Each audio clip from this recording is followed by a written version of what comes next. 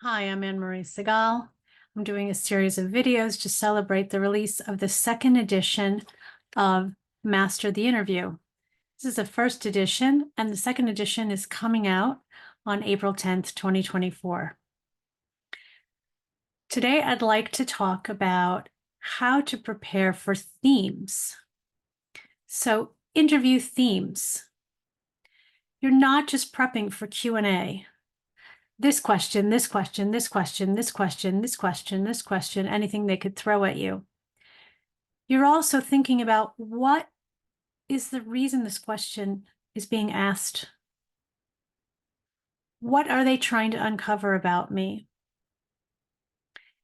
If you flip through the book, you will see that I have a whole list of things from how resilient you are to how well you solve problems to if you have a sense of humor, to your leadership skills, etc., etc. There are reasons why certain questions are asked in interviews. Interviewers can't always ask exactly the question that they want to ask. So sometimes the question approximates what they'd really like to know. And so think about that as well.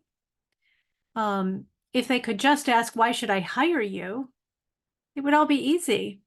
Well, at least it would be short. You could give your answers and then you could move on. That's not how it works. And so when they ask you questions that you say, I hadn't really seen that one coming, try to break it down into what theme the question has. What's the driver of the question? As I said, what are they trying to uncover with that question? You might need to give yourself a minute or two for your brain to kick in. That's a really good question. So if I think about the so-and-so project I was on, that might be a way that you give yourself a little lead in. And in terms of that, I suggest that you have 3 or 4 big projects that you worked on, hopefully something end to end, that you can use to be responsive to many, many questions. What you want to think about are, and I'm going to refer to the book because I want to say them in the same order and the same verbiage that I use in the book. What was needed, what I/we did, what challenges we overcame, what we achieved, why it matters, what I learned. I actually have the we in parentheses. Sometimes it's helpful to answer what did I do? What did I achieve? What challenges did I overcome? And sometimes it's helpful to talk about we. As women, I'll just put this out there, we often say we. Don't take individual credit. It's something I prep a lot of candidates about. It's important to give credit to your team, but they're not hiring your team. So it's also important to talk about what you did. So what was needed in the situation? What did you do? Like, what did you literally do? What challenges did you overcome? What did you achieve? Why did it matter? Why did it matter to the bottom line? Why did it matter to the company? Did it make it faster? Did they make more money? Did they reduce their risk? Like why was it important what you did? And then what did you learn from the situation? This is a way to break it down. I'm not saying that you have to memorize. You see, I didn't memorize all of these 6 steps. But what I'm saying is that is a good framework to be thinking about it. So, what was needed? What problem presented itself? When you think about this part, make sure that you give enough information that you're not leaving the interviewer to wonder, I'm not sure exactly what happened. I don't have enough information to form an opinion about whether this significant project that they're talking about was really significant. But don't reveal too much. You don't want to have your prior company or your current company's confidences revealed to what may be a competitor. What did you do, or what did your team do? What challenges did you overcome? What did you achieve? what results did you achieve in the situation? And then why was it important to the company? As I said, why did it matter?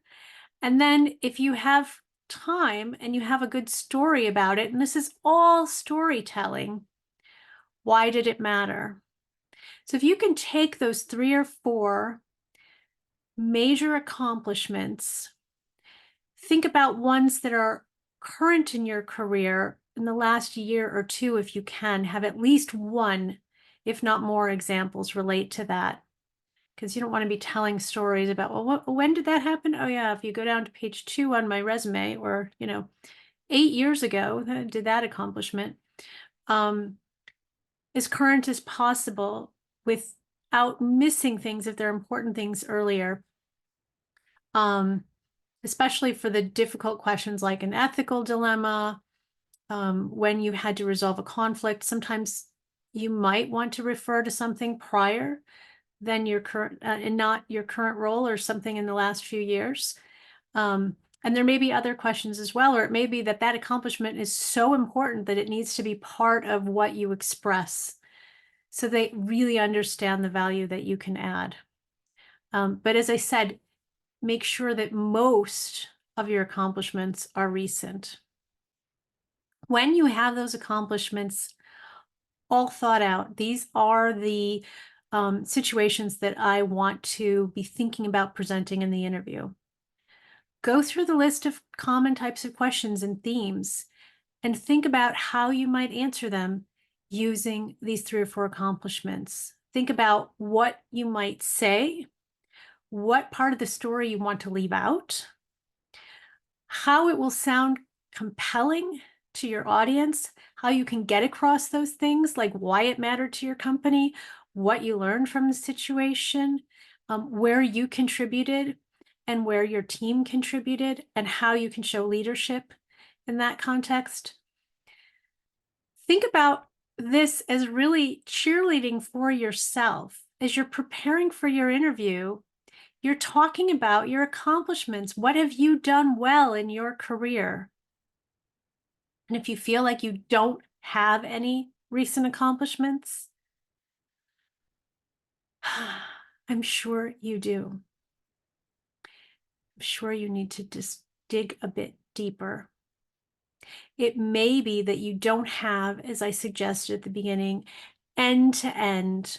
I have these 3 or 4 big meaty accomplishments like Anne-Marie's talking about. You may decide that you need to refer to a few more smaller scenarios, because in certain roles, and it may go to your reason for leaving, you're just not able to rack up those accomplishments. Nonetheless, I wouldn't keep reaching back to the prior roles. I would find a way to express an accomplishment in your current role, even if it turned out that it wasn't an accomplishment that made an effect on the bottom line. Sometimes you have to drop that. It was still an accomplishment for you. You still, for example, created better risk controls for the company, even if they didn't always listen to you, for example. As long as the company hasn't made it into the news lately, based on the risks they ended up taking nonetheless, then I would probably choose a different accomplishment, because it will undermine your credibility. But there are accomplishments that you can enumerate that are your individual accomplishments, what you accomplished in the role. It may even be that you created all of these policies, but they didn't implement them. It's still your accomplishment. Think about your accomplishments broadly, in other words. Try to come up with a few scenarios. You don't have to have so many in your head. And practice different ways that questions can come at you, so that you can use that base to answer the questions. Thanks. I hope this has been helpful as you think about how to get through this part of an interview. These thematic questions that come at you and you weren't expecting. Thanks, and best of luck with your interviewing.